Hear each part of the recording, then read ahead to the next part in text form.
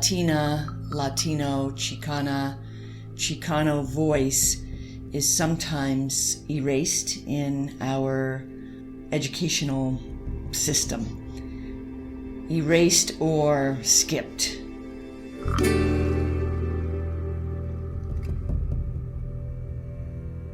What was surprising was how little of the Latin artist is included in the way we study literature.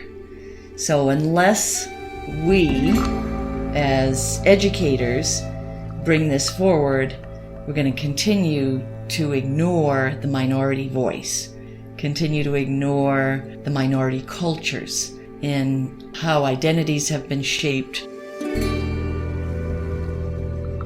Identities are shaped by stories, and if we are able to promote these stories in a respectful way and in a way of knowing through the study of literature, then hopefully our students or my students are going to be able to honor their own identities.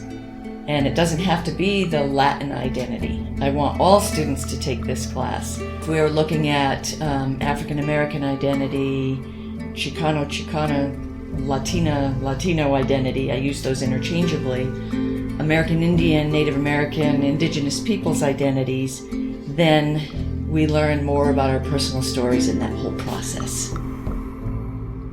I would like to help my students, along with my own learning in these discoveries of these great people telling stories about the complexities of human nature. And that's what all literature does. But how do we bring in these silenced voices to be as important as the Western literature voices are?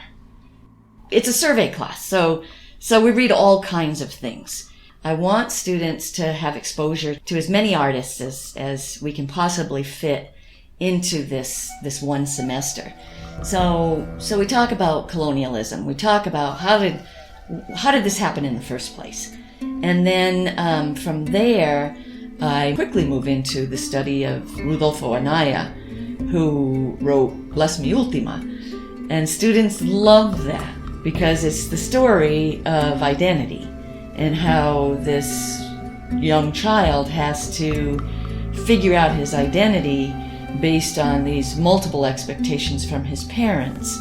And so what he realizes is he's part of all of those identities. The colonized understanding of Catholicism that has permeated the Mexican culture, and then his father, who's a vaquero, a cowboy, who really doesn't want to conform to that identity of the colonized voice. And then he's introduced to Ultima, who is the indigenous voice, who's the combination. And she helps him understand that his identity is his choice. And it's not one, but it's multi-layered. Students really get excited about because they can see themselves in that, even if they're not part of any of those identities. So I like to start with that.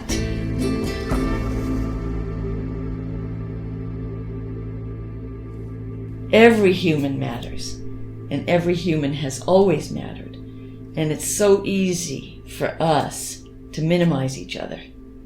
And we have learned how to do that very well. So the benefit of opening up is that we might be just one small piece of recognizing another and helping that other person live to his or her or their full potential.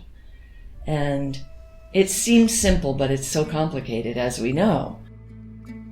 The course deals with the cultural, political, and societal climates that necessitated the literature. But we don't want to ever blend all of us together as one. We all have uniqueness in these stories. We're going to look at the way our genres intersect and overlap and blend in these identities that we're thinking about. And then we will include sections from the 19th century to present.